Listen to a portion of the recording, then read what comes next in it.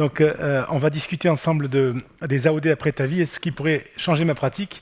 Donc, l'exercice, ça va être de discuter de deux études simultanément en essayant d'essayer d'apporter des réponses à la question s'il a changé ma pratique. Alors, pour rappeler quelques données, il faut rappeler qu'on l'a vu tout à l'heure que les TAVI, ça reste des patients âgés et que l'extension des indications ne change que très peu la moyenne d'âge et on a affaire à des patients octogénaires en moyenne pour la majorité des cas. Un tiers des patients ont une indication d'anticoagulant, c'est retrouvé et répété de manière répétée.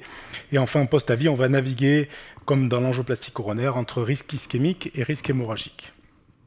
Le deuxième élément, c'est les antithrombotiques et les valves cardiaques. Vous avez ici les recommandations, les dernières recommandations de la Société européenne de cardio sur les valvulopathies. Et globalement, ce qu'on peut dire, c'est que c'est assez complexe, que les données, notamment sur les bioprothèses chirurgicales, sont éparses.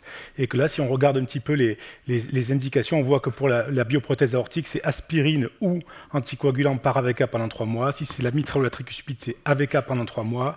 Après 3 mois, plutôt des AOD plutôt que des AVK en cas de bioprothèse chirurgicale. Et dans le TAVI, donc publication qui a été finalement antérieure aux résultats des études, anticoagulant sans précision, après TAVI, sans qu'il y ait de précision AVK versus AOD. Donc globalement, dans ces deux études, on va tester différentes stratégies. Donc, situation de départ, pour 2 tiers de la population, la situation de départ, c'était le plus souvent au moment des études, une bithérapie antiplaquettaire courte, 1 à 3 mois, puis une monothérapie. Et dans cette population-là, on va tester ce qu'on pourrait appeler une intensification, c'est-à-dire passer d'une antiagrégant plaquettaire à plutôt un traitement anticoagulant curatif. Et c'est un des groupes de l'étude Atlantis. Et ensuite, la deuxième catégorie de patients, les patients anticoagulés, où on va tester finalement est-ce qu'il vaut mieux un AVK ou un nouvel anticoagulant oral. Et donc, c'est la deuxième strate de Atlantis, et ça sera l'étude Envisage-TAVI. Alors, je vous présente brièvement le dessin des études, puis ensuite, on va les comparer. Donc, Atlantis est une étude française pilotée par Jean-Philippe Collet et le groupe Action, une large étude très ambitieuse, 1510 patients après un TAVI. Donc, 2 strates, les patients, un tiers de la population qui ont une indication d'anticoagulant chez lesquels on va comparer antivitamine K et apixaban à dose curative 5 mg 2 fois par jour, et la strate 2, environ 1000 patients qui n'ont pas d'indication d'anticoagulant, où on va comparer apixaban 5 mg 2 fois à un traitement antiplaquettaire laissé à la discrétion de l'investigateur. Critère principal, on va y revenir, c'est un critère principal combiné ischémique, embolique et hémorragique sur les hémorragies majeures. Et on va le voir, c'est une étude de supériorité et une étude de non-infériorité sur les strates en fonction des différentes strates, strate 1 ou strate 2. Si on regarde l'étude Envisage-TAVI, c'est une étude aussi on verra qui est large, qui s'est donc intéressée à des patients après TAVI, après donc un succès de TAVI, les doxaban à 60 mg par jour, avec ou sans antiagrégant plaquettaire, et comparer un traitement anticoagulant, avec ou sans antiagrégant plaquettaire, avec une analyse cette fois-ci en non-infériorité, et un critère principal qui est le même, on le verra, et un critère de safety. Alors, si on compare un tout petit peu le dessin des études, on voit que globalement, l'Atlantis a testé l'apixaban à 5 mg 2 fois, Envisage l'édoxaban à 60 mg par jour. La population d'Atlantis, ce sont des patients avec et sans anticoagulants, 1510 patients, alors que dans Envisage-TAVI, c'est uniquement des patients nécessitant un traitement anticoagulant au long cours. Le critère d'évaluation est globalement le même, un critère net clinical bénéfique, combiner les critères ischémiques, les critères hémorragiques et les thromboses de valve, et un critère de safety qui est focalisé sur les hémorragies majeures dans les 2 études. Atlantis, c'est un élément important, est une étude de supériorité sur le net clinical bénéfique, alors qu'Envisage est une étude de non-infériorité. Le taux estimé du critère principal de jugement d'Atlantis était 15% en début d'étude et à 14% pour Envisage-TAVI au moment de la publication du dessin de l'étude.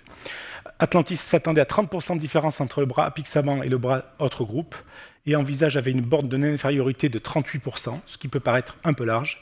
Et enfin, les particularités statistiques dans Atlantis, non-infériorité en sous-groupe, avec une borne de non-infériorité à 20%. Et dans Envisage-TAVI, une analyse hiérarchique en 4 étapes, une non-infériorité sur le net clinical benefits. Si elle était positive, non-infériorité sur les hémorragies majeures. Si elle était positive, supériorité sur les hémorragies. Et à nouveau, si positif, supériorité sur le NACE. Alors, quels sont les résultats globaux? Donc ici, on présente uniquement les résultats globaux de la totalité de la population, et ensuite on rentrera dans le détail des patients pour Atlantis qui étaient anticoagulés. Alors vous avez en haut de la diapositive Atlantis et en bas Envisage. Alors qu'est-ce qu'on peut dire sur voilà le critère principal de jugement? Il n'y a pas de supériorité du bras apixaban versus le bras standard en groupant les patients avec ou sans anticoagulant. Et en critère de safety, il y a, vous voyez, une remarquable stabilité dans la safety. On a 8,5 apixaban, 8,5 dans le standard of care, que ce soit AVK ou antiagrégat plaquettaire. Si on regarde Envisage ta vie, on voit qu'ici donc il y a globalement des courbes qui globalement se superposent, et ici donc une non-infériorité qui est atteinte sur le critère combiné, et par contre un excès d'hémorragie dans le bras safety. Donc ce qu'on peut résumer ainsi, donc supériorité non atteinte pour Atlantis, une safety qui est équivalente, une non-infériorité atteinte pour Envisage ta vie et un excès d'hémorragie. Pour un petit peu amener de la discussion, il faut aussi dire que 36% des patients avaient une réduction de dose dans Atlantis et 46% des patients avec une réduction de dose dans Envisage ta vie. Et la co-prescription d'antiagrégat plaquettaire était importante dans Envisage ta vie, 2 fois plus que dans Atlantis. Si on s'intéresse aux patients avec une indication de traitement anticoagulant, donc c'est globalement un tiers de la population d'Atlantis et la totalité de la population d'Envisage, là, cette fois-ci, la non-infériorité est atteinte pour le bras apixaban si on se compare aux patients sous antivitamine K, avec une safety qui est la même. Et si on regarde donc Envisage ta vie, on a vu non-infériorité atteinte, mais un excès d'hémorragie, et qui est principalement, ce sont des hémorragies gastro-intestinales qui sont quasiment multipliées par 2. On pourra discuter de la cause de ces hémorragies. Est-ce finalement la coprescription antiagrégat plaquettaire ou la pleine dose d'anticoagulant? Donc si on résume pour les patients avec une indication d'anticoagulant, Envisage ta vie est une étude sur le plan strict qui est positive sur le plan statistique, la non-infériorité sur le critère principal est atteinte, mais avec un excès d'hémorragie majeure, gastro-intestinale principalement sous AOD. Atlantis Stratum 1, sur une étude qui est non positive sur la population globale, retrouve une non-infériorité atteinte avec une marge à 1,2 et pas d'excès d'hémorragie. Ma conclusion sur cette partie-là, c'est que l'apixaban est utilisable en post-avis, en remplacement ou en poursuite des AVK. On arrive à la strate 2 de l'étude Atlantis, qui s'intéresse aux 2 tiers de la population qui n'a pas d'indication d'anticoagulant, où on a comparé apixaban 5 mg de fois au traitement antiplaquettaire qui était antérieurement utilisé. Quels sont donc les résultats de ce groupe de patients qui représentent 2 tiers de l'étude? Sur le critère principal de jugement, on voit qu'il n'y a pas de supériorité d'apixaban versus le standard of care. On objective un excès de mortalité non cardiovasculaire dans le groupe apixaban. Il y avait moins de thrombose de valve dans le groupe apixaban, et par contre, on retrouve une safety qui est équivalente entre le groupe apixaban et le groupe standard. Donc la conclusion de ces patients sans indication de traitement anticoagulant de la strate 2, c'est une étude qui est non positive sur une population globale. Il n'y a pas d'excès d'hémorragie comme la strate 1.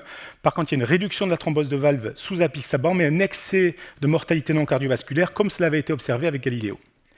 Donc la conclusion, c'est que l'apixaban ne doit pas être utilisé en post-avis lorsqu'il n'y a pas d'indication d'anticoagulant. On en arrive finalement à la question de la thrombose de valve qui se soulève finalement après la lecture de ces études, notamment Galileo et Atlantis. Globalement, ces thromboses de valve qui sont objectivées par une analyse de scanner 4D, on analyse à la fois l'épaisseur et la mobilité des feuillets. Ce qu'on sait sur cette thrombose de valve subclinique, c'est que quand on compare anticoagulant et antiagrégat plaquettaire, il y a une réduction objective des thromboses subcliniques de valve objectives au scanner, mais sans traduction sur les événements cliniques, et avec un effet sur la mortalité non cardiovasculaire qui est délétère. Faut-il la rechercher systématiquement? C'est une première question, cette thrombose de valve.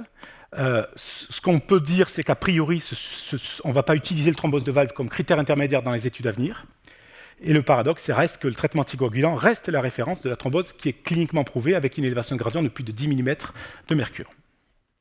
Donc les conclusions après les résultats des 3 grandes études randomisées, Galileo, Atlantis et Envisage ta vie, sans indication d'anticoagulant, il n'y a pas d'indication aux anticoagulants sauf des cas exceptionnels. Simplification, on l'a observé par aspirine seule, c'est l'étude populaire dont je n'ai pas parlé. Il reste la question dans ces études du choix de la durée du traitement par AOD, qui a été un choix de 12 mois. Et on a vu, si on regarde un peu en arrière sur le choix des bourbes prothèses, où on voit plutôt des périodes de 3 mois utilisées que des périodes de 12 mois, un choix qui a probablement été fait sur des études qui sont financées majoritairement par les industries des AOD. Chez les patients avec une indication d'anticoagulant, les AOD peuvent être poursuivis en post-avis, et les doxabans étant non disponibles en France, la question ne se pose pas. Donc à la question, ce qui pourrait changer mes pratiques après ces études, pour moi, il n'y a pas de changement pour ma pratique. Je vous remercie.